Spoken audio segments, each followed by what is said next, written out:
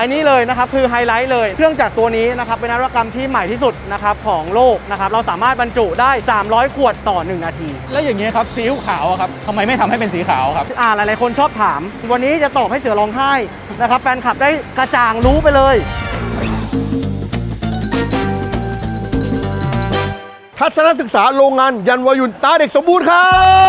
บและวันนี้เจาะตัวท็อปเลยถ้ามาที่นี่ต้องดูสีขาวแน่นอน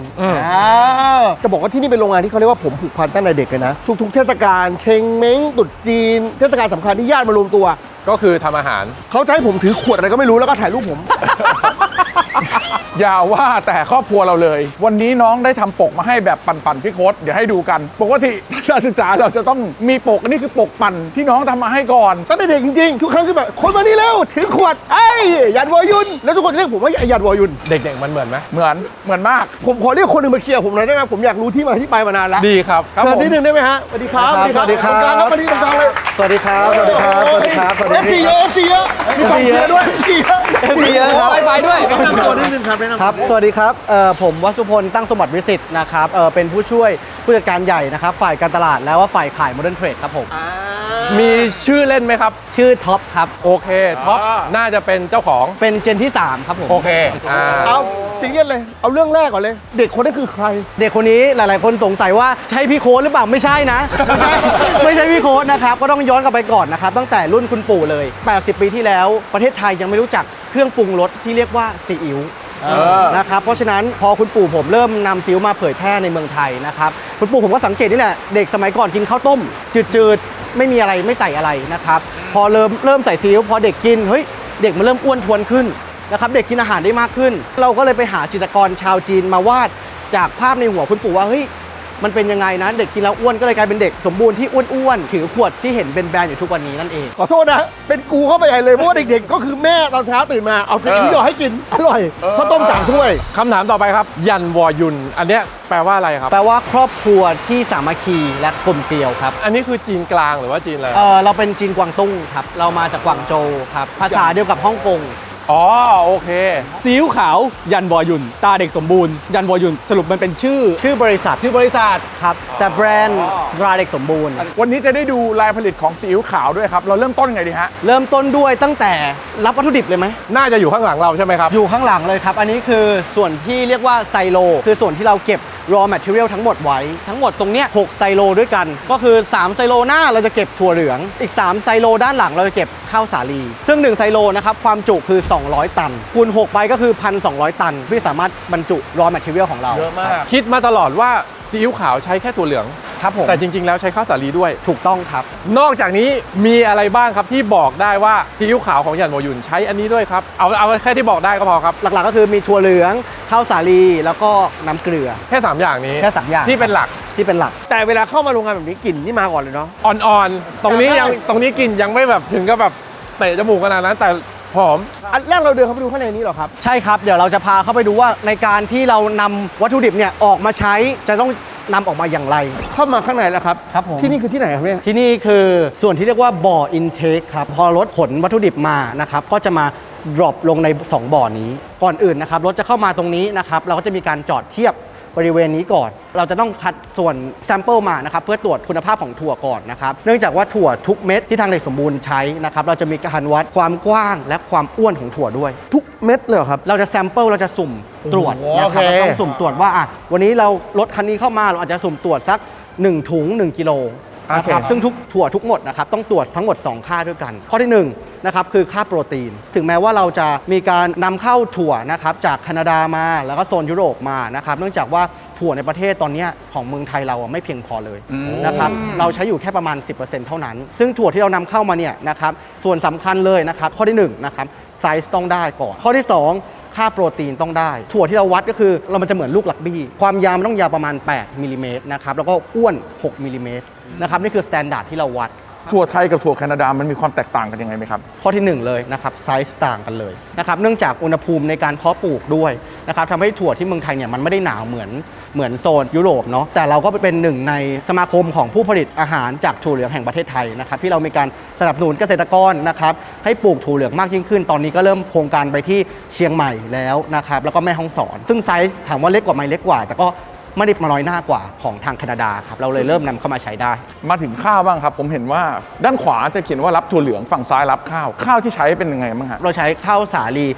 บดละเอียดนะครับที่ภาษาอังกฤษเรียกว่าวีทนะครับเป็นข้าวสาลีป่นละเอียดนะครับซึ่งมาตรฐานเดียวกันเลยนะครับเราต้องตรวจเรื่องสารตกค้างนะครับตรวจเรื่องค่าต่างๆนะครับและที่สำคัญคือต้องมีใบรับรองนะครับในการนำเข้าโคเด็กซ์ด้วยเช่นกันครับและที่สำคัญนะครับวัตถุดิบที่เราใช้ทั้งหมดนะครับต้องไม่ตัดแต่งพันธุกรรมหรือ non GMO เท่านั้น แสดงว่าข้าวสาลีแล้วก็มีส่วนที่นำเข้าบ้างเหมือนกันเหรอครับ ถูกต้องครับ พอเราเทถั่วเหลืองหรือว่าข้าวลงไปครับเสร็จแล้วเราก็จะดูดไปเก็บไว้ในไซโล ถูกต้องครับในตัวไซโลเนี่ยมีความสำคัญมากๆนะครับเพราะว่าไซโลเป็นตัวเก็บวัตถุดิบเก็บยังไงให้วัตถุดิบเราสามารถมีอายุยืนนานนะครับแล้วก็ไม่เสียนี่คือส่วนสำคัญเพราะฉะนั้นเราเลยนำระบบ Flow Diagram และ SCADA เข้ามาใช้ ถ้าพี่เห็นนะครับมันสูงตั้ง 16 เมตร ด้านบนโดนแดดด้านล่างไม่โดนแดดอุณหภูมิไม่เท่ากันเพราะฉะนั้นสิ่งที่เราต้องควบคุมอย่างแรกคือความชื้นถ้าวันนี้นำถั่วเข้ามาปุ๊บความชื้นด้านล่างมันไม่โดนแดดความชื้นด้านล่างก็จะเยอะกว่าด้านบนเพราะฉะนั้นสิ่งที่เราทำคือเราต้องเอาลมร้อนนะครับเป่าเข้าไปนะครับเพื่อให้ด้านล่างและด้านบนนะครับมีอุณหภูมิที่เกิน 32 องศาเพื่อไม่ให้เกิดความชื้นหรือเชื้อราเกิดในการจัดเก็บครับผม แสดงว่าที่เราเห็นไซโลไม่ใช่แค่เป็นแบบแท่งเฉยๆ แต่มันมีระบบความชื้น ถูกต้อง อุณหภูมิอื่น แล้วระบบ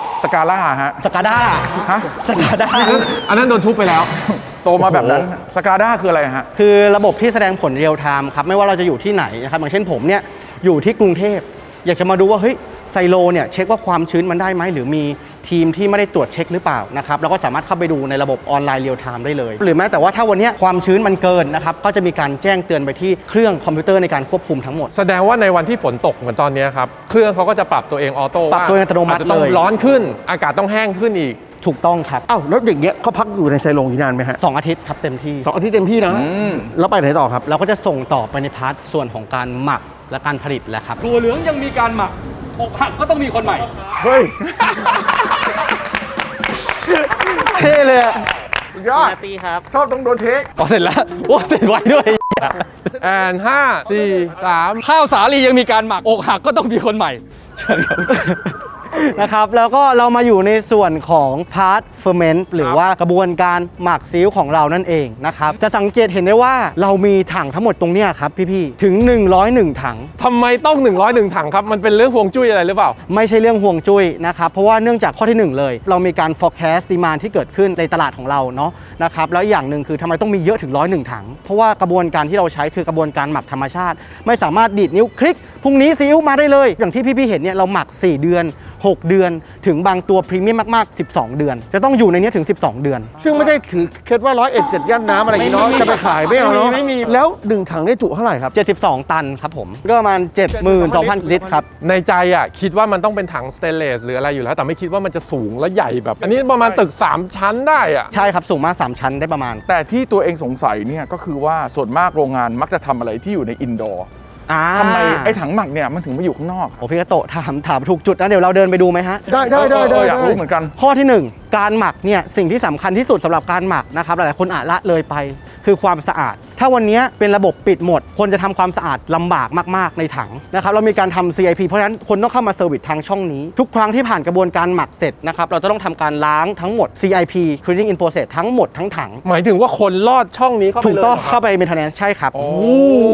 การทำความสะอาดเนี่ยเราไม่ได้ทำความสะอาดแค่ตัวถังอย่างเดียวท่อทั้งหมดเราต้องฉีดน้ำไล่ทั้งระบบทั้งหมดเลย อ๋อ เพราะเมื่อเราหมักเสร็จปั๊บ มันจะถูกดูด ถูกต้อง ไปสู่ ครับ โปรเซสต่อไป โปรเซสต่อไป ไม่ใช่ เพระฉะนั้น ว่าเอามาเทใส่ถังแล้วยกไปไม่ใช่ ไม่ใช่ครับ มันจะถูกท่อทั้งหมดเราใช้ระบบที่เรียกโค้ดซิสเต็มเราจะไม่ใช้คนหรือรถในการพาซิ้วเราไปเด็ดขาด เดี๋ยว ป้อง ปนเปื้อน ปนเปื้อนถูกต้องครับ โอเคครับ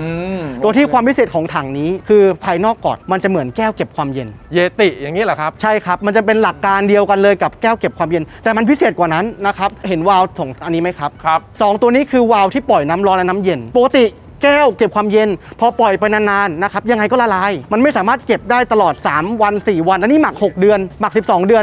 นมันไม่ได้นะครับเพราะฉะนั้นตัวนี้คือวาล์วที่เราจะใส่น้ำเย็นนะครับและน้ำร้อนเข้าไปเพื่อเลี้ยงให้อุณหภูมิเนี่ยอยู่ในอุณหภูมิที่เกิดการหมักคงที่ แต่ตั้งแต่พอมาอยู่ตรงนี้กลิ่นผมว่าหอมกว่าตรงข้างหน้าตรงไซโลอีกนะกลิ่นมันเหมือนหอมขึ้นอ่ะ มันเกิดการหมักกลิ่นมันจะเริ่มแรงขึ้นเรื่อยๆ ตามอายุของมันที่สำคัญนะครับอย่างที่เห็นว่าเราหมัก 4-6 เดือนเนี่ยทำไมเราต้องหมักนานข้อที่1นะครับตั้งแต่ยุคคุณปู่นะครับคุณปู่ว่าคุณภาพเป็นสิ่งสำคัญนะครับและกระบวนการผลิตที่ดีที่สุดคือการไม่เร่งรัดถ้าวันนี้พูดถึงซอสถั่วเหลืองนะครับมันจะมีแบ่งออกเป็น2ประเภทประเภทที่1ซีอิ๊วโชยุจะอยู่ในกลุ่มประเภทเดียวกันอย่างที่พี่กระโตะรู้ว่าเฮ้ยมันต้องมีข้าวสาลีมันต้องใส่ยีสต์นี่มันต้องใส่อะไรนี่นะครับพวกนี้คือซีอิ๊วขาวกับโชยุจะเป็นตระกูลเดียวกันอีกตระกูลหนึ่งคือตระกูลที่เรียกว่าซอสปรุงรส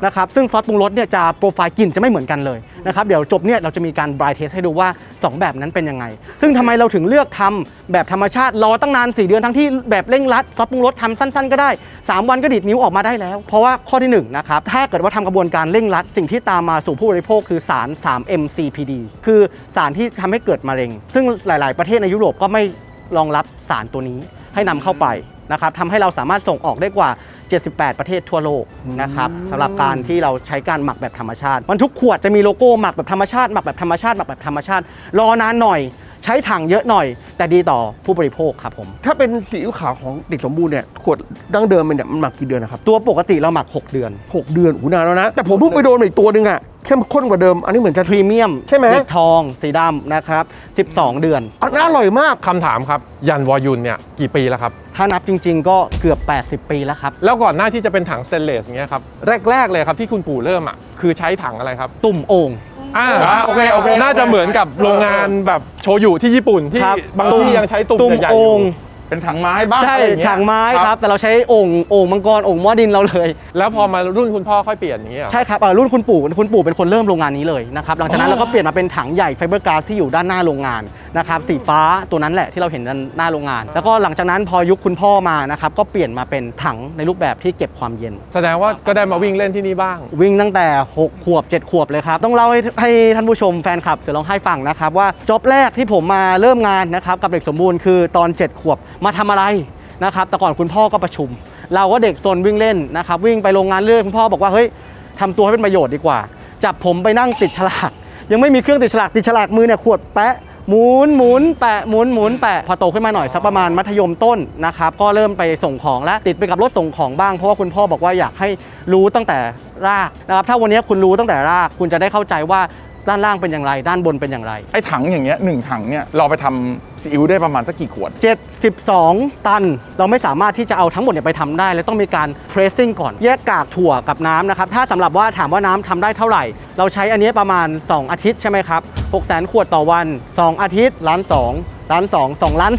ถังหนึ่งแพงไหมถามแบบชาวบ้านเลยอยากรู้ กลมๆก็ล้านนิดๆครับ ถังละล้าน 101ถังก็100 ล้านนิดหน่อยครับ ราคาต่อถังนะยังไม่รวมระบบ ไม่รวมระบบ ค่าท่ ใช่ อ ครับ ค่าน้ำอะไรอย่างนี้นะ จากตรงเนี้ยครับเราจะได้เหมือนเป็นน้ำซีอิ๊วที่แบบเข้มข้นนะฮะแล้วเราไปทำอะไรต่อครับตรงนี้ เราก็จะไปผ่านกระบวนการคัดแยกนะครับเอากากออกนะครับเหลือแต่น้ำและตอนนี้เราจะเอาแค่น้ำซีอิ๊วดิบเนี่ยนะครับไปพาสเจอร์ไลซ์เดี๋ยวเราไปดูว่าพาสเจอร์ไลซ์แล้วปรุงผสมแล้วหน้าตากลิ่นหอมขนาดไหนแล้วตอนนี้เราก็มาอยู่ในส่วนของ mixing กับ pasteurizing ครับผมในส่วนนี้ก็จะเป็นโซนที่มีการปรุงผสมนะครับในส่วนที่บางทีเราหมักแล้วนะครับแล้วมาเทสตรวจดูค่าเกลือหรือความเค็มต่างๆ สูงเกินไปเราก็จะมีการปรับไดลูทลงในโปรเซสตรงนี้ ซึ่งนี่นะพอออกจากถังทั้งหมดตรงนี้ก็คือเป็นระบบปิดอย่างที่บอก ไปเลย วิ่งมาแบบนี้เลย วิ่งไป สีเหลืองนี่ใช่ไหมฮะตามเส้นสีเหลืองนี้ ใช่ครับวิ่งเข้า วิ่งเข้านี่เลย เข้าถังนี้เลย จากถังใสๆอ่ะที่มาเป็นถังเนี้ยสีเขียวๆแบบเนี้ยมันต่างกันยังไงอะครับ ถังที่พี่คัตโตะเห็นเมื่อกี้ตัว mixing เนี่ยไม่ได้มีลักษณะพิเศษอะไรเลย นอกจากว่า mix อย่างเดียว ส่วนตัวเนี้ยจะเป็นถังที่เก็บอุณหภูมิกลิ่นนะครับและรสชาติซึ่งตัวนั้นมันจะไม่สามารถเก็บได้ถ้าเราทิ้งไว้ในแทงนั้น แสดงว่าตรงนี้ต้องอยู่กับมันอีกสักพักหนึ่ง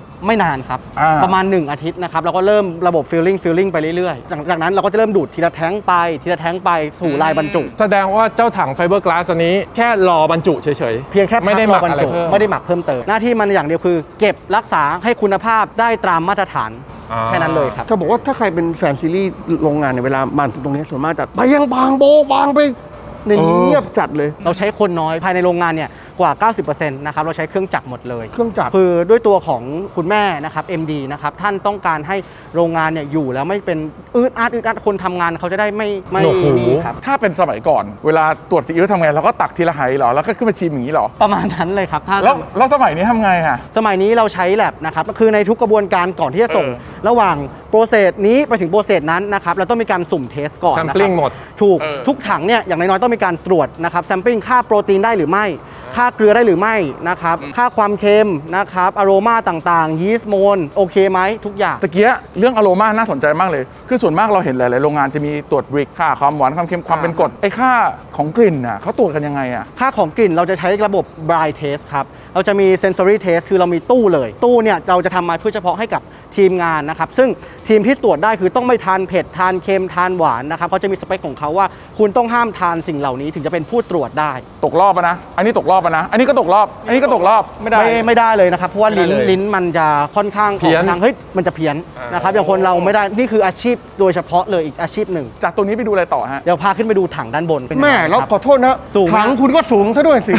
ไอ้ถังไฟเบอร์กลาสเนี่ยมันดูมีเยอะมากเลยนะ ครั มัน บ มี ผม กี่ถังกันเนี่ยตรงเนี้ย ตอนนี้มี 80 ถังครับผมถังหนึ่งจุ 40 ตัน 40 ตัน 40,000 ลิตรครับผม โอ้ยหอมนะ ว้าว โอ้สูง เนี่ยได้เริ่มได้กลิ่นไหมครับพี่ครับ ได้กลิ่นขึ้นมาแล้วกลิ่นมันชัดขึ้นอ่ะ เพราะว่าด้วยตัวของฝาด้วยฝาอยู่ด้านบนด้วย ครับ เอ๊ะ เราเห็นรูตรงเนี้ยครับ อันนี้คืออะไรอะครับ รูระบายกลิ่นครับผมกลิ่นก็ออกมาจากช่องนี้แหละครับ อ๋อ นี่ไง มันมี ใช่ ตะแกรงอยู่ มีตะแกรงอยู่ครับพอถึงโปรเซสเนี้ยมันต้องพักอยู่ในอุณหภูมิปกติแล้ว ครับ นะครับเพราะว่าผ่านพาสเจอร์ไลซ์มาเนี่ยทำไมต้องมีรูนี้ อืม เพื่อระบายความร้อน ด้วยตัวถังใบเนี้ยครับไม่มีหล่อเย็นหล่อร้อนนะครับพอผ่านพาสเจอร์ไลซ์มาเนี่ยซีอิ๊วเราจะร้อนมาก ม มันจึงต้องเกิดการระบายออกความร้อนนะครับเพื่อรอบรรจุพักให้เย็นนิดหนึ่งครับผม แต่วันนี้บอกทำตรงว่าสวยมาก คลาสสิก คลาสสิก คลาสสิก แล้วมันใหญ่แบบใหญ่สุดๆไปเลยอะ จังถังนี่สีนี่เจาะจงไหมฮะ สีไม่เจาะจงครับแต่ส่วนที่สำคัญที่สุดคือต้องเป็นถังฟู้ดเกรดส่วนนี้ก็คือเราใช้ฟู้ดเกรดทั้งหมดในการที่จะเก็บรักษาคุณภาพของสินค้าครับ ถ้าพูดถึงแบบว่าถ้าเราดูสารคดีทำโชยุญี่ปุ่นเขาใช้เป็นถังไม้ แล้วก็มีผ้ามาปิดอยู่ แต่อันนี้ก็คือแบบด้วยความเป็นวิทยาศาสตร์ยุคใหม่ ครับผม อันนี้ก็คือเก็บได้ดีเหมือนกัน ถังตรงเนี้ยครับที่เรารอเอาไปบรรจุ แล้วเวลาเราจะเอาน้ำซีอิ๊วออกไปเราดูดขึ้นทางท่อนี้เหรอครับ ท่อนี้ครับ แสดงว่ามันมีหัวทิ่มลงมายาวๆเป็นหลอด ถูก ครับ ต้องครับเป็นหลอดต้องลงไปชิดถึงล่างสุด แล้วถังพวกนี้พอผ่านไป1แบตช์ปั๊บต้องล้างทำความสะอาดเขาด้วยไหมครับ หมดครับเพราะว่าอย่างที่บอกเนาะพี่เนาะถึงแม้พาสเจอร์อะไรแล้ว แต่เราก็ยังไม่ชัวร์ไม่อยากให้สินค้าเรามีปัญหานะครับเพราะฉะนั้นเราต้องทุกครั้งที่ผ่านการใช้เสร็จนะครับใน1แบตช์ต้องคลีนทุกครั้ง อันนี้เป็นทางเข้าพนักงานป่ะฮะ ไม่ใช่ครับ อันนี้คือในส่วนของเวลาเราเปิดมาในการดูสภาพดูฟองเฮ้ย QC เช็คบางที QC หรือมีการสุ่มตรวจเราก็จะดึงจากตรงนี้ไปครับ แสดงว่าถังโซนนี้เวลาคลีนเป็นระบบออโต้อย่างนี้ป่ะครับ ออโต้ครับเป็นอินโพเซส อ๋อโอ ครั เค บก็ยิงฉีดน้ำร้อนปุ๊บรันตามท่อสวนกลับ เช่นเดียวกับที่ดูดขึ้นแล้วก็สวนกลับ ทีนี้เวลาเราตรวจซีอิ๊วอะครับ ครับผม เราตรวจบ่อยแค่ไหนครับ ทุกแบตที่มีการส่งออกไปนะครับเช่นวันเนี้ยสมมติว่าแบตหนึ่งนะครับมาใส่ 4 ถังถูกไหมครับเราก็จะตรวจในถัง 4 ถังเลย ตรวจทุกวันไหมฮะ ไม่ได้ตรวจทุกวันครับตรวจเป็นรอบแบตในการผลิตครับ นี่ไงพี่พนักงานคนนั้นน่ะถือชามข้าวต้มเนี่ยเดินมา เปิดเหยาะ กิน วันนี้อร่อย สูตรแบบนี้อากงเอามาจากไหนอะ สูตรเป็นสูตรของฮ่องกงเลยครับต้องเล่าอย่างนี้ก่อนเลยประวัติตระกูลเลยแล้วกันนะครับนั่งเรือสำเภามาจากจีนเนี่ยมีจริง นะครับ ก็คือตระกูลนี่แหละ ครับผมก็มาจากจีนกวางโจวตั้งแต่รุ่นย่าทวดนะครับย่าทวดเป็นคนชอบทำอาหาร พอย่าทวดก็เลยมีความรู้จริงๆสูตรเนี่ยคือของย่าทวดนะครับที่มานะครับแล้วคุณปู่ก็เรียนรู้สืบทอดกันมานะครับแล้วก็มาปรับปรุงในสไตล์ของคุณปู่เองนะครับ จากตรงนี้พอดูดไปนี่ปั๊บไปไหนต่อครับ บรรจุลงขวดแล้วครับ โอเคครับ ว้าว แล้วเราก็มาต่อกันในส่วนของพาร์ทบรรจุนะครับหรือว่า filling system ของเรา อยากจะให้เริ่มตั้งแต่สเต็ปแรกเลยครับตั้งแต่การรับขวดเข้ามา จะมีฝานะครับครอบขวดไว้นะครับแล้วหลังจากนั้นเราจะใช้เครื่องจักรของเรานะครับในการที่จะหยิบฝาตรงนี้ออกนะครับตัวนี้มันก็จะดูดฝาตัวนี้นะครับออกไป พอหยิบฝาออกหลังจากนั้นมันก็จะเอาขวดเนี่ยขึ้นลิฟต์แล้วดัน ที่ตกใจคือไม่ใช่เลยฮะ คือไม่มีคนตรงนี้เลยอ ไม่มีครับ แกะปุ๊บเขาค่อยๆ เอาทีละเลเยอร์เข้าไปแล้วจัดเรียง ถูกต้องครับจะเห็นว่าเราใช้แขนกลหมดนะครับเป็นโรบอททั้งหมด 100% ของลายนี้เลย สิ่งหนึ่งที่ขวดของที่นี่ไม่เหมือนคนอื่นก็คือตรงหัวขวดอะตรงขอบด้านบนอะมันถึงจะมีแบบหยักๆลอยๆหน่อยเนาะใช่ไหม ถูกต้องครับอันนี้เป็นขวดของเราเป็นซิกเนเจอร์ขวดเราจะเป็นทรงน้ำเต้า ซึ่งตัวขวดเนี่ยมีความไม่ธรรมดาด้วยนะครับ เดี๋ยวขออนุญาตโชว์ อันนี้คือ นวัตกรรมใหม่ของเด็กสมบูรณ์นะครับระหว่างขวดใหม่กับขวดเก่าข้อที่หนึ่งเลยนะครับมีขวดใหม่ที่เราทำขึ้นมามีน้ำหนักเบาขึ้น แต่ความแข็งแรงยังเท่าเดิมนะครับเพื่อลดปริมาณการใช้คาร์บอนนะครับมลพิษในอากาศนะครับให้มีความกรีนมากยิ่งขึ้น แต่ความแข็งแรงยังเท่าเดิม เดี๋ยวนะมันเบาลงจริงๆ มัน ฮะ เบาลงครับเบาลง 20%นะครับทั้งเรื่องการขนส่งค่าน้ำมันก็น้อยลงการใช้ทรายในการผลิตเนาะกว่าจะผลิตขวดแก้วมาก็รู้ว่าต้องใช้ถ่านหินใช้ทรายใช้ไฟฟ้านะครับซึ่งเกิดมลภาวะให้กับสังคมนะครับเราเลยพยายามลดอะไรได้เราต้องลดนะครับแล้วเราเป็นโรงงานผลิตใหญ่ด้วยนะครับ ใหญ่เห็นไหมมันจะมีอยากอันนี้แหละ ทำไมรู้ไหม ทำไมครับอยากรู้ เพื่ออย่างนี้ครับสมัยก่อนขวดธรรมดาพอจับอย่างเงี้ยมันลื่นเหมือนจับไว้เพื่อเวลาเหยาะจะได้ไม่หลุดมือ อ๋อ และอีกอย่างหนึ่งนะครับตัวนี้เป็นส่วนสำคัญเพราะว่าโมตัวนี้ทำไม่ง่าย คนที่จะมาก๊อปปี้ขวดเราก็จะทำได้ยากนะครับในการที่เราวางมาร์กจุดอีกอย่างหนึ่งเพื่อ verify เป็นของแท้รีซิลก็ต้องมีของปลอมระวังนะครับ ซีอิ๊วปลอมกันแล้วมีแล้วฮะ มีนะครับ ตาเด็กหอมโซงนี่เหรอครับ เขาปลอมยังไงอ่ะ แรกๆก็ใช้ขวดเรานี่แหละเอาขวดเรามาเลยมากรอกใส่น้ำเกลือใส่ทำสีนะครับแต่ไม่ใช่เด็กสมบูรณ์ ต้องดูดีๆนะต้อง ต้อง ดู ดู ดี ดีๆนะครับและอีกอย่างหนึ่งนะครับเพื่อพิสูจน์ความแท้เนาะนอกจากนี้ช่วงนี้นะครับเขายังนิยมให้มีการคัดแยกจะเห็นว่าตัวขวดเรานะครับข้อพิเศษคือเราใช้จุกฝารักโลกยังไงนะครับเดี๋ยวนี้เห็นว่าขวดน้ำเนาะเขาแยกเป็นชิ้นๆได้ อ๋อ ถอดออกมาได้เลยนะครับโอ้ยขอโทษนะครั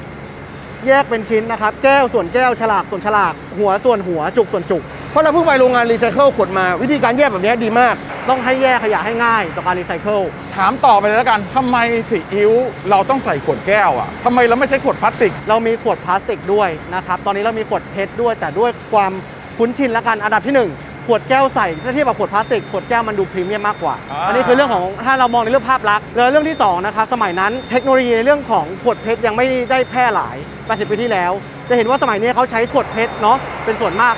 กที่จะมาคือสิ่งที่เรียกว่าพรีฟอร์มจะเป็นส่วนของพลาสติกวงกลมซึ่งเราใช้เป่าความร้อนปุ๊บมันจะขึ้นเป็นขวดเลย ครับ สมัยนั้นเทคโนโลยียังไม่มีนะครับจนที่เราวางตลาดแล้วฮิตที่สุดก็คือไซส์นี้เป็นขวดแก้วที่คนไทยทุกคนจำนิยมครับผมนะครับแล้วก็นอกจากนี้นะครับเราได้รางวัลฝาจุกนะครับที่เป็นรางวัลนวัตกรรมด้วย ไอจุกที่เมื่อกี้ฉีกให้ดูนะ ถูกต้องครับแล้วก็ตัวขวดเองนะครับเราก็ได้รับรางวัลนะครับนวัตกรรมในการที่จะช่วยลดมลพิษของสิ่งแวดล้อมนะครับ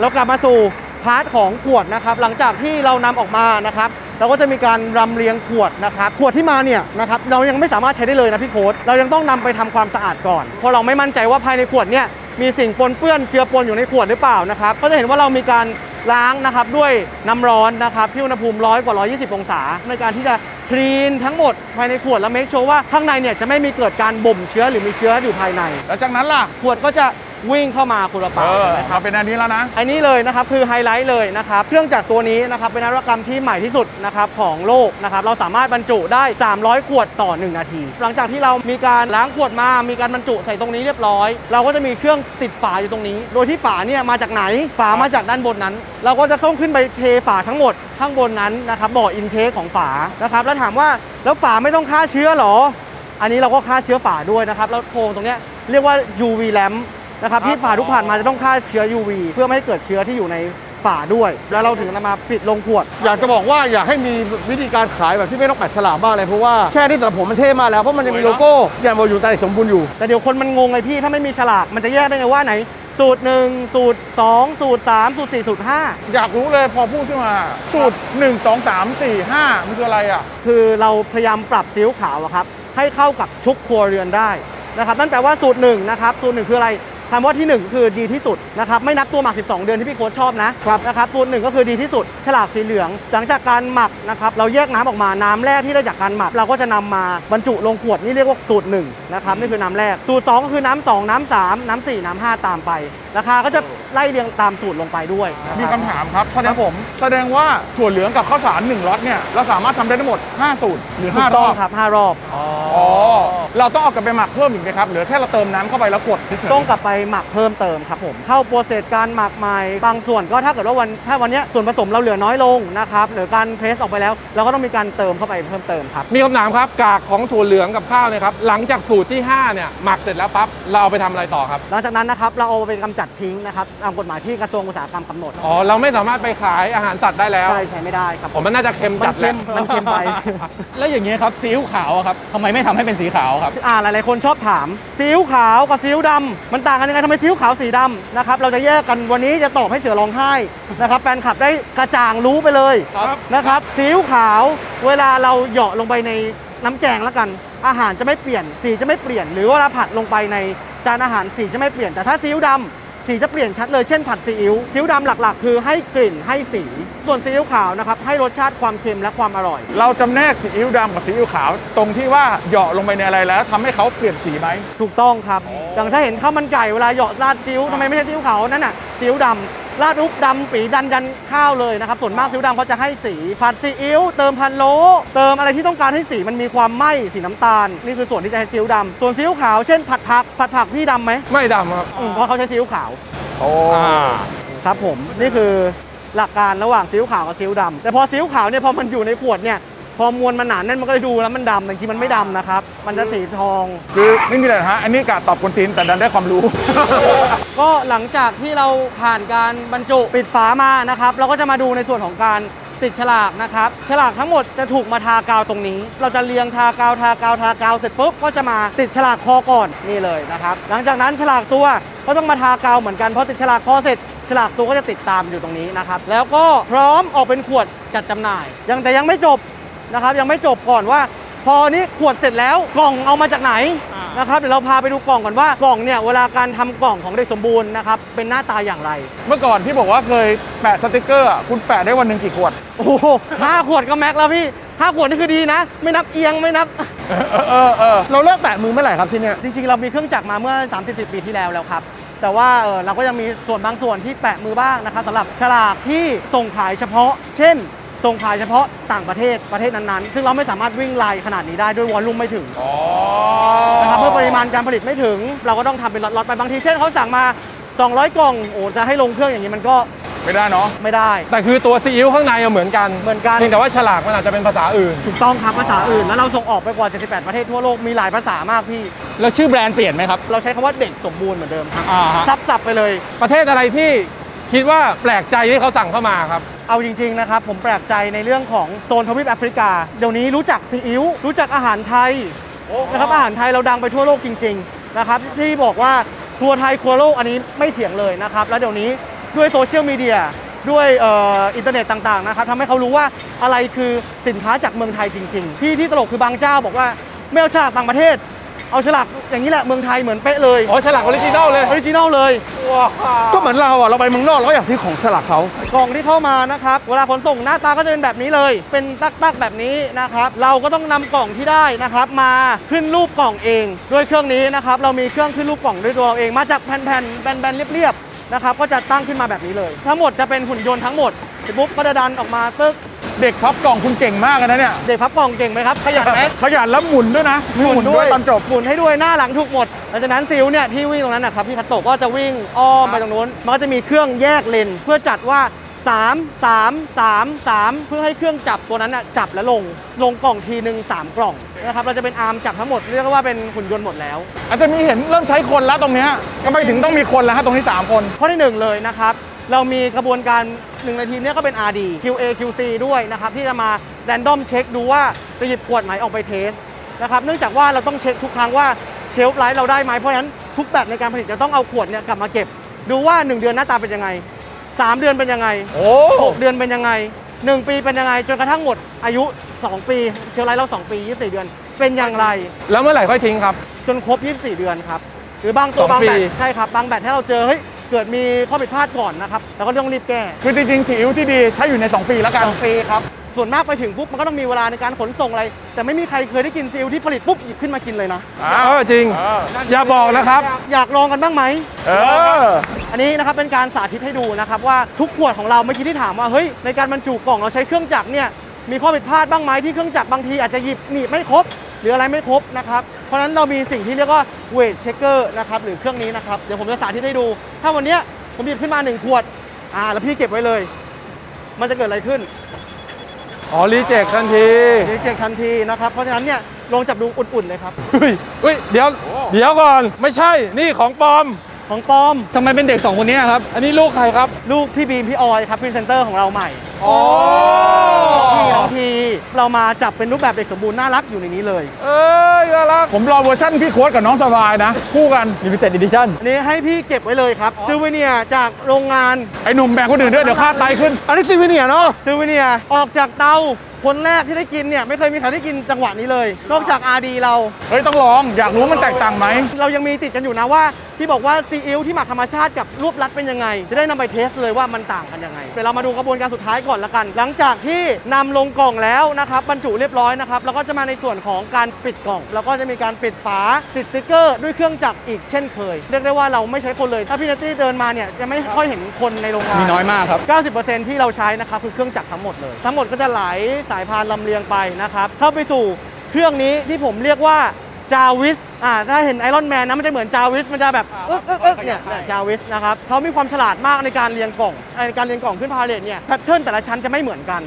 นะครับแต่เขามีระบบสมองกลอัจฉริยะในการที่จะเซตแล้วเรียงว่าแบบไหนนะครับ ก็จะวางครอสกันเหมือนลาย ค ข รอ อ ส ง กัน ก้อนอิฐ ถูกต้องครับก็อันนี้เป็นอีกชั้นหนึ่งสุดท้ายแล้วนะครับ นี่เราจะบอกว่าคุณเห็นไหมขวดผมให้ดูคุณดูในการถือนิดนึงได้ป่ะ มา คุณจะเห็นว่ามีรอยปรุ รอยนี้มีไว้ทำไมรู้ไหมพี่ ผมรู้ครับ คุณรู้ไหมรอยนี้มีไว้ทำอะไร ดิสเพลย์เวลาอยู่ในซูเปอร์มาร์เก็ต ถูกต้องโอ้โห อันนี้ขายในฐานะเด็กที่เคยเป็นเด็กโชว์หวยมาก่อน อ๋อครับ อันนี้โชว์หวยเขาวางเขาขายได้เลย ตัดปุ๊บขายปั๊บ วางปุ๊บ ไม่ต้องมาถามมันนะว่าเด็กนี้ใคร ลูกพี่บีมไม่ใช่ผม ไม่แต่แล้วคนตรงกลางอ่ะ กูก็ได้ โอเคครับ แล้วตอนนี้เราก็อยู่ในห้อง sensory test นะครับ ที่เราคุยตั้งแต่ต้นคลิปว่าซีอิ๊วเนี่ยหรือซอสถั่วเหลืองเนี่ยมีการหมัก 2 แบบนะครับแบบธรรมชาติกับแบบรวบรัดนะครับ วันนี้เราเลยนำความต่างนะครับมาให้พี่ๆเสือชิมว่ามันต่างยังไงแล้วได้ดูรีแอคชั่นกันเดี๋ยวเราเริ่มกันเลยดีกว่านะครับกับตู้แรกเลยนะครับก๊อก สวัสดีครับ สวัสดีครับเรียนเชิญครับ ซึ่งอันนี้ก็จะคนทั่วไปที่มาเยี่ยมชมก็มาลองทำ sensory test ได้ถูกไหมฮะ ถูกต้องครับ ตรงถ้วยจะมีเขียนว่า 296 กับ 328 ครับ พอดูปุ๊บเนี่ยอันดับแรกเลย อันนี้คือปริมาณน้ำถ้าเท่ากันนะ 296 เนี่ยใสกว่าชัดเจนเลย ส่วนความเข้มของ 328 เนี่ยโอ้โหเข้มกว่าเยอะเลยนะฮะ คือมันต่างตั้งแต่สีอย่างที่พี่คัดว่าครับ แล้วก็รสชาติมันแน่นกว่า 328นี่ทั้งเข้มกว่าหนักสีเข้มกว่าจัดเลย พวกคุณแค่จิ้มกันใช่ปะ ใช่ครับผมแค่แตะหลังด้วยหลังช้อน กูเต็มช้อน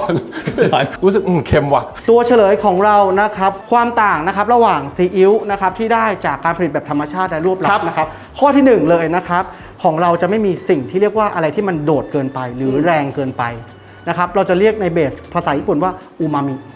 นะครับนั่นคือความเค็มพอดีกลิ่นหอมพอดีนะครับเพราะฉะนั้นพี่ๆที่เลือก 296 ต้องแสดงความยินดีด้วยนะครับ ถูกต้องนะครับ เพราะว่ากลิ่นที่มันได้มันคือยังไงเหรอครับ กลิ่นที่ได้นะครับจากการหมักธรรมชาติเนี่ยนะครับความต่างของมันคือวันนี้พอเราหมักนะครับกระบวนการกลิ่นมันก็จะค่อยๆเฟอร์เมนต์ออกมา แต่ถ้าวันนี้เราใช้กระบวนการรวบรัดหรือการสกัดกลิ่นมันจะค่อนข้างมาเต็มเม็ดเต็มหน่วยเลย ไอ้กลิ่นที่มันเค็มๆฉุนๆอย่างนั้นแหละฮะ ถูกต้องครับนั่นคือการสกัดออกมาเลย เรามีส่วนที่เรียกว่าหมักธรรมชาติอยู่ตรงนี้ในทุกๆขวด เฮ้ยเป็นวีแกนด้วยนะ ถูกต้องครับเป็นวีแกนด้วยเป็นเจด้วยครับผมและเนื่องด้วยเราใช้กระบวนการหมักธรรมชาตินะครับแล้วก็ตั้งแต่การรับวัตถุดิบเข้ามาในและกระบวนการผลิตต่างๆนะครับให้มั่นใจได้เลยว่าเด็กสมบูรณ์ทำรับรองว่าดีนะครับไม่มีสารตกค้างแน่นอน ตรงนี้ขั้นตอนขายอย่างเดียวนะฮะ ถ้ามีข้าวต้มนะฮะ ย้ำอีกทีคราวหน้านะฮะหมอที่มันข้าวต้มด้วย หลังจากที่เราเทสแล้วแสดงว่าสินค้าเราผ่านการเทสพี่ๆอร่อยไหมครับ อร่อยครับ เราไปดูว่าหลังจากผ่านการเทสแล้ว เราจะไปจัดเก็บและขนส่งอย่างไร ตอนนี้เราอยู่ที่ไหนฮะ คลังสินค้าครับผม ครับผมแล้วไอ้ที่เพื่อนผมเล่นอยู่คืออะไรฮะ อันนี้เป็นสลิงห้อยโหนไม่ใช่ครับ เฮ้ย เป็นเชือกที่ใช้ดึงในการเปิดประตูของคลังสินค้าครับผม แตนแตนแตนแตนแตนแตนแตนแตนแตนแตนแตนแตนแตน แต่ โอเคทำไมต้องเป็นอย่างนี้ยครับ ไม่มีการออโต้หรือว่ามีคนมากดเปิดได้อะไรอย่างเงี้ย คือเราอยากจะให้คนที่เป็นคนโหลดของเนี่ยเป็นคนดึงเองเพราะข้อที่1ทำไมนะครับเพราะว่าเราไม่อยากให้มีนกบินเข้าไปนะเพราะฉะนั้นทุกครั้งที่มีคนเปิดเนี่ยเราถึงพยายามวางนะจุดเปิดเลยให้ดูให้ชัวร์ให้ข้างนอกไม่มีนกนะไม่มีอะไรนะ แล้วคุณมาดึงเปิดเอง ได้รับเกียรติจากพี่เอ็ดดี้เป็นคนเปิดคลังสินค้านะครับตัดริบบิ้นเรียบร้อย อันนี้เดินเข้าไปเลยได้ป่ะครับ เดินได้เลยครับผม อ้าวมีดึงเปิดตรงนี้ข้างในด้วยนี่ ดึงใช่ครับได้ทั้งสองด้านนะครับ ว้าว เยอะมากๆทำไมมันเยอะขนาดนี้ฮะเนี่ย เพราะว่าอย่างที่บอกพี่ว่าเราผลิตวันหนึ่งอ่ะหลายขวดมากๆนะครับนับปริมาณไม่ได้เพราะฉะนั้นสิ่งที่เห็นนะครับคอนเซปต์ของเรานะครับในการวางกองแบบนี้ทำไมถึงไม่มีแหลกเพราะว่าสินค้าพวกเนี้ยเป็นสินค้าหมุนไวนะครับหมุนเทิร์นไวนะครับเราฉะนั้นเราจึงไม่พยายามจะใช้แหลกในการเรียงสินค้าพวกนี้นะครับวันนี้ถ้าถามว่าขวดแก้วเราแข็งแรงขนาดไหน นะครับดูสแต็กได้กี่ชั้น จริง ๆ ได้สูงสุดกี่ชั้นครับ จริง ๆ ได้ประมาณนี้ครับสำหรับขวดแก้ว 3 ชั้น 3 ชั้นครับแม็กซิมัม ที่บอกว่าอยู่ไม่นานอย่างเงี้ยเขาจะมาเก็บอยู่ในที่นี่โกดังประมาณนานขนาดไหนฮะ 2 อาทิตย์ครับ ต้องไปละ ต้องไปแล้วนะครับ2 อาทิตย์ คู่นี้คือ ไป ตามฤดูการผลิต2 อาทิตย์ควรจะไปหมดละ เพราะว่าวันหนึ่งเรามีสินค้าหมุนเวียน 600,000 กล่องภายในคลังสินค้านี้ ถามถึงประเภทสินค้านิดนึงตอนนี้เรามีสินค้ากี่ประเภทกี่รูปแบบ เรามีทั้งซีอิ๊วขาวนะครับน้ำปลาซอสหอยนางรมนะครับเต้าเจี้ยวซีอิ๊วดำน้ำจิ้มไก่น้ำจิ้มสุกี้เอ่อ เยอะมาก น้ำจิ้มแจ่วซอสพริกจริงๆมีเยอะครับประมาณ100 กว่า SKU ครับ ซึ่งทั้งหมดนี้อาจจะไม่ได้อยู่ในชื่อเด็กสมบูรณ์ป่ะครับ ถูกต้องครับเรามีพวกซองสำเร็จรูปด้วยชื่อว่า iChef นะครับที่เป็นซอสกะเพรา อ๋อก็ของทางนี้เหรอ ใช่ครับ iChef เป็นของทางเรานะ แล้วถ้าเป็นซอสพริกอะครับ ซอสพริกก็คือตราเด็กสมบูรณ์ครับ เป็นตาเด็ดสมบูรณ์เลย ใช่ครับแต่เรามีแบรนด์ที่ส่งออกต่างประเทศอีกเยอะหลายแบรนด์นะครับ แสดงว่าหลาย ๆ แบรนด์ก็อยู่ในเขตโรงงานนี้เหมือนกัน ถูกต้องครับ อย่างที่พี่มาดูวันนี้นะครับเป็นแค่ 1 ลายผลิตเท่านั้นนะครับก็คือซีอิ๊วขาวและเฉพาะขวดแก้วเท่านั้นไม่นับขวดพลาสติกไม่นับแกลลอน ซึ่งเราจะแตกออกไปอีกไม่นับซอสหอยไม่นับน้ำจิ้มไก่อันนี้เป็นแค่ส่วนของโรงงานเดียวเท่านั้น แต่ก็ถือว่ารายการผลิตที่ใหญ่ที่สุดก็คือซีอิ๊วขาวหรือเปล่าครับ ถูกต้องครับและการผลิตที่ใหญ่สุดคือซีอิ๊วขาวนะครับแล้วก็แคปของเรานะครับในการผลิตเนี่ยเราเป็นนัมเบอร์1นะครับของอาเซียนแล้วก็เป็นท็อป5ท็อป10ของเอเชียเลยนะครับสำหรับการผลิตเพราะเราส่งออกไปทั่วอย่างที่บอกว่า78 ประเทศทั่วโลก เย ด้วย อะมา ครับ ก ตอนนี้เฉพาะในประเทศไทยยันวอยุนมีโรงงานกี่ที่ครับ เรามี 2 ที่ครับ อันนี้เป็นเบสหลักเลยนะครับ คือสมุทรสาครที่มีพื้นที่กว่า 130 ไร่ และอีกที่หนึ่งก็คือโรงงานที่ระยองนะครับสำหรับสินค้าที่บอกเฮ้ยยังต้องแปะมืออยู่ ยังต้องอะไรอยู่นะครับนั้นเป็น custom by order นะครับที่ส่งออกต่างประเทศก็คืออยู่ที่ระยองครับ แล้วพอได้มาดูเขาจะแปะคำว่าฉลากใหม่ก็คืออันนี้นะ ถูกต้องครับ นี่ใครเห็นก็เจอจงไว้ นี่พรีเซนเตอร์น่ารักจริงคู่นี้ อย่างพวกไฟส่องสว่างเราก็ใช้พวกโซลาร์เซลล์ด้วยป่ะครับ ไฟส่องสว่างนะครับเราใช้โซลาร์เซลล์ด้วยส่วนหนึ่งนะครับและอย่างที่ 2 ด้วยการดีไซน์ที่พี่เห็นเราจะมีการเจาะรูหลังคานะครับเพราะฉะนั้นถ้าเกิดว่าอยู่ในเวลากลางวัน เราไม่จำเป็นต้องเปิดไฟเลยแสงสว่างก็จะเพียงพอต่อการทำงานทั้งหมดนะครับตอนนี้เราอยู่ประมาณ5 โมงครึ่งเกือบ6 โมงแล้วมันก็เลยเริ่มเปิดไฟ สลัว สลัวครับที่เราบอกเราเป็น Green Factory นะครับตั้งแต่บรรจุภัณฑ์นะครับตั้งแต่ฝาขวดนะครับแล้วก็กำลังการผลิตทั้งอย่างนะครับแม้แต่การโอเปอเรชั่นนะครับภาคโอเปอเรชั่นหรือโลจิสติกฟกลิฟที่ใช้ในคลังของเราก็ยังเป็นไฟฟ้าทั้งหมดเลย อ๋อ นะครับไม่ใช่แค่โซลาร์เซลล์อย่างเดียวรถฟกลิฟทั้งหมดก็ใช้ไฟฟ้าด้วย เดี๋ยวนะครับที่เราเดินมาตั้งแต่ข้างหน้าจนถึงตรงเนี้ยนี่คือซีอิ๊วขาวหมดเลยเหรอครับ ใช่ครับยังเดินไม่สุด มียาว ผมนึกว่าจะแบบตรงนี้เก็บเต้าเจี้ยวบ้าง ตรงนี้เก็บซีอิ๊วดำบ้าง คือเดินมามันฉลากเดียวกันหมดเลยผม ใช่ ก็เลยแบบเฮ้ยมันเยอะมาก และเป็นคำ ล ว่าย ฉลากใหม่ด้วย ถูกต้องครับ เพราะว่าตัวซีอิ๊วขาวเราอันนี้เป็นครั้งแรกที่เปิดเผย เราได้รับข้อมูลจาก LC Nielsen มาว่าซีอิ๊วขาวเรานะครับณปัจจุบันนะครับมี Market Share ถึง 83% ของตลาดในประเทศไทย ซึ่งน้อยแบรนด์มากที่จะสามารถทำได้ขนาดนี้เท่ากับว่าทุก100 ครัวเรือนจะต้องมีซีอิ๊วขาว 83 ครัวเรือนคิดอย่างนี้ก็ได้ และด้วยความที่เราอย่างที่บอกว่าเราครับให้ความสำคัญในคุณภาพการผลิตและรักษาคุณภาพมาตลอด 80 ปีนะครับทุกอย่างที่เราทำเราตั้งใจทำด้วยหัวใจจริงๆนะครับแล้วก็เรื่องของความหมักแบบธรรมชาติทำให้เรารักษาคุณภาพ และเป็นนัมเบอร์ 1ในใจผู้บริโภคและเป็นนัมเบอร์ 1ของตลาดจนถึงทุกวันนี้ด้วย แสดงว่าเราต้องมีโกดังแบบนี้แยกไปอีกเพื่อเก็บพวกเต้าเจี้ยวซีอิ๊วดำอะไรก็ ถูกครับเรามี2คลังสินค้า3จริงๆ3ถ้าไม่นับที่ระยองนะครับก็หลักๆเรามี2หับนะครับหับแรกคือสมุทรสาครนะครับเวลาเราส่งชิปเมนต์ใหญ่ๆขึ้นเรือเราก็จะส่งที่นี่อีกหับหนึ่งนะครับอยู่ที่สำนักงานใหญ่นะครับเป็นแค่DC อย่างเดียวนะครับที่จะกระจายสินค้าออกไปสู่รอบๆกรุงเทพและปริมณฑลครับ เริ่มเห็นแล้วมันเริ่มมีฉลากสีส้มนี่ไงนี่ซีอิ๊วดำฉลากส้มคลาสสิก ใช่ครับแล้วก็ถ้าถัดไปนิดนึงก็จะเป็นพวกน้ำปลาแล้วนะครับตรงนี้น้ำปลาซอสหอยก็จะไล่ไป เยอะเลย เยอะเลยครับส่วนสุดท้ายนะครับที่อยากจะพาพี่ๆเสือร้องไห้มาดูนะครับก็คือส่วนของออฟฟิศ ซึ่งก็อยู่ที่เดียวกันกับที่โรงงาน ไม่ใช่ครับอันนี้คือออฟฟิศแค่สำหรับที่โรงงานเท่านั้นยังไม่ใช่เฮดออฟฟิศเฮดออฟฟิศอยู่สาทรนะครับอันนี้คือแค่ส่วนของโรงงานที่มีทีมผู้บริหารของโรงงานนะครับไม่ว่าจะเป็นผู้จัดการ QC QA ทีม planning อาศัยอยู่ที่นี่ มีข้าวต้มไหมครับข้างใน คือ อันนี้จะหาข้าวต้มเย็นๆรอแป๊บนึงจะถามว่าแล้วเดี๋ยวนะออฟฟิศอีกอันอยู่สาทรอยู่ตรงไหนครับ อยู่ตรงถนนจันทร์ซอย 43 ครับผม ออฟฟิศตรงนั้นทำอะไรครับ เอาอันนั้นเป็น Head Office สำหรับทีมบัญชีมาร์เก็ตติ้งทีมขายนะครับ น่าสนใจ ก็อยู่ตรงนั้นนะครับอันนี้เป็นแค่ทีม Back Support Office Back Support เฉย ตะกี้ครับ เรานั่งรถกอล์ฟออกมาเรื่อยๆ อยากจะบอกว่าได้กลิ่นน้ำจิ้มไก่กลิ่นซีอิ๊วดำกลิ่นซอส ใช่ คือแบบมันยังมีอีกหลายอย่างอยากรู้ซอสหอยนางรมทำยังไงอ่ะอยากรู้อีกตั้งหลายอย่างอ่ะ ๆผมก็ต้องมา EP หน้า โอเคครับ ต้องเก็บไว้ EP หน้านะครับถ้าอยากรู้ว่าซอสหอยเป็นยังไงน้ำจิ้มไก่เป็นยังไงคอมเมนต์มา นะครับคอมเมนต์มา เพราะเขาเสพงานเรา สมแล้วที่เป็นเฮดฝั่งมาร์เก็ตติ้ง ไม่แล้วจะบอกว่าเด็กสมบูรณ์น่ะเป็นอันที่ทุกคนคอมเมนต์กันมาอยากให้มาจริง ๆ แล้ววันนี้ก็ได้มาขอมาอีกนะ เป็นเกียรติครับเป็นเกียรติ อยากมาดูที่ ยินดีครับเป็นเกียรติครับ ใช่ เอ้า พาเดินออฟฟิศนิดนึงฮะ ได้เลยครับ พี่นัทไปเดินไป ครับ ข้าง ยังไงก็ตรงนี้เดี๋ยวเข้ามาทางนี้เลยนะครับผมตรงนี้จะเป็นประตูใหญ่ นี่เป็นประตูใหญ่นะครับ ก็ โดย เป็นประตูอัตโนมัติครับ คอนเซ็ปต์ของออฟฟิศนะครับเราต้องการให้ออฟฟิศเรานะครับเป็นเหมือนโรงแรม ฮะนอนได้เหรอฮะ นอนได้นะครับพนักงานมาแล้วเหมือนว่ามาสเต y เคชั่น โอ้ย อันนี้คือสำนักงานแล้วเหรอครับ ใช่ครับสำนักงานครับนี่คือส่วนสำนักงานแล้วนะครับ ครับ ก็อย่างที่เห็นนะครับบรรยากาศภายในเนี่ยพี่ผมพยายามทำให้มันเหมือนจังเกิลให้โรงงานเราเขียวตลอด อย่างที่บอกเพราะว่าเมื่อกี้ก็ให้อยากให้โรงงานเงียบเนาะ แล้วก็พอตรงตัวออฟฟิศก็อยากให้เย็นสบาย เย็นสบายครับ นี่ จะฟีลแบบโรงแรมจริง มี นะ ตัวนี้เลย อ่า ใช่ นี่ไง ใช่ ตัว ใช่ตัว นี่ นี้เลย ตัวบ้านผมเลย คุณจำได้ไหมที่คุณไปถ่ายบ้านผมคุณจำได้ไหมขวดนี้ ผมขอป่ายยาเลยนะ ตัวนี้ไม่ผิดหวัง ตัวนี้ข้าวต้มกระเทียมเจียวจบเลย ตัวพรีเมียม 12 เดือน อร่อยเลย คุณรู้ไหมว่าเด็กสมบูรณ์เนี่ยเขาใช้ภาษาอังกฤษว่าอะไร นอกจากทับศัพท์เด็กสมบูรณ์ Healthy Boy Healthy Boy Brand อุ๊ยมีคนเล่นเกมออนไลน์อยู่ ใครเดี๋ยวต้องไปแอบไปดูนี่ต้องโดนวินัยแล้วอย่างนี้ไม่ได้ วินัยเลยเหรอครับ อย่างนี้ไม่ได้ อันนี้สว a ปจอยังไงครับ จากตะกี้ที่เล่นออนไลน์อยู่ ใช้ปุ่มคีย์ลัด แบบจอ คุณดูอุปกรณ์เกมมิ่งก่อน คีย์บอร์ด มัน Mechanic ไม่ใช่ มันไม่ใช่การพิมพ์ ไม่ แล้วหูอ่ะ หูบอกเลยในหูใน Discord นะ ฮัลโหลมึงเมื่อไหร่กลับเข้ามาเนี่ย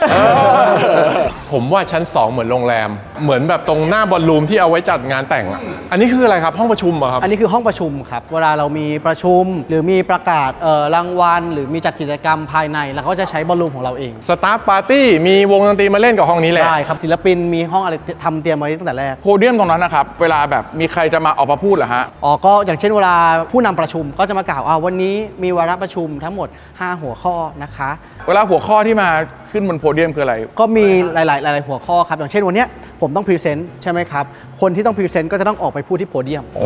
นะครับเราจะไม่ให้คนที่พรีเซนต์นั่งอยู่ตรงนี้แล้วนั่งพรีเซนต์ไปเรื่อยๆ บางทีเราก็ปรับงานปีใหม่นะครับงานมอบสวัสดิการนะครับเพราะที่นี่เรามีมอบสวัสดิการหลากหลายนะครับไม่ว่าเกษียณอายุนะครับรางวัลเบี้ยขยัน เช่นมาทำงานไม่ขาดไม่ล้าไม่สายเราก็ท็อปอัพให้เพิ่ม นะครับแล้วบางทีเราก็มีเรื่องสวัสดิการในการแจกทุนให้กับครอบครัวนะครับที่ทำงานที่นี่มีลูกมีบุตรนะครับเรียนดีแล้วก็สนับสนุนการเรียนก็จะมามอบรางวัลกันที่นี่ด้วย คือตรงเนี้ยที่พูดมาคือกำลังจะรีคูดคนเพิ่มเข้าหรือเปล่า เอาเปล่าเขาแค่แชร์สิ่งที่เป็นอยู่ อ๋อแชร์อยู่ แชร์สิ่งที่เป็นอยู่ วันนี้ตอนจบคุณไปขึ้นไปนั่งหน่อยวันหนึงคุณต้องเป็นประธาน ไปพูดอะไรบางอย่างหน่อยไป สุดท้ายนี้อยากให้ท่านประธานฝากโรงงานและก็ผลิตภัณฑ์ทุกชิ้น ขอฟังวิสัยทัศน์ท่านประธานครับ เดี๋ยวให้ท่านประธานกล่าวนะครับปิดงานครับเชิญ ค ค รั รั บบ ผม โล ไม่ไม่โอ้ยโอ้ยตลกซะแล้วมาเวตลกซะแล้วเชิญครับ เห็นมันกลมๆเหมือนกันนะครับ ก็สำหรับปิดท้ายคลิปนี้นะครับวิสัยทัศน์ขององค์กรของเด็กสมบูรณ์นะครับก็คือว่าที่ไหนมีครัวที่นั่นต้องมีเรา แล้วก็พวกเรานะครับมุ่งมั่นที่จะพัฒนาผลิตภัณฑ์ใหม่ๆที่มีคุณภาพและปลอดภัยได้มาตรฐาน เพื่อตอบโจทย์ไลฟ์สไตล์ของลูกค้านะครับที่มีหลากหลายมากยิ่งขึ้นในโลกปัจจุบันด้วยนะครับแล้วก็สุดท้ายจริงๆและขอฝากนะครับผู้ชมนะครับ FC เสือร้องไห้นะครับช่วยเป็นกำลังใจให้กับบริษัทเด็กสมบูรณ์และก็ท็อปด้วยนะครับช่วยสนับสนุนสินค้าของเรานะครับได้ทุกร้านและห้างสรรพสินค้าชั้นนำทั่วไปนะครับรวมถึงช่องทางออนไลน์ของเด็กสมบูรณ์ด้วยครับขอบคุณนะครับ สโลแกนครับสโลแกนครับท่าน เด็กสมบูรณ์ทำรับรองว่าดี เอ้าใช่ อย่าดื่ม ควร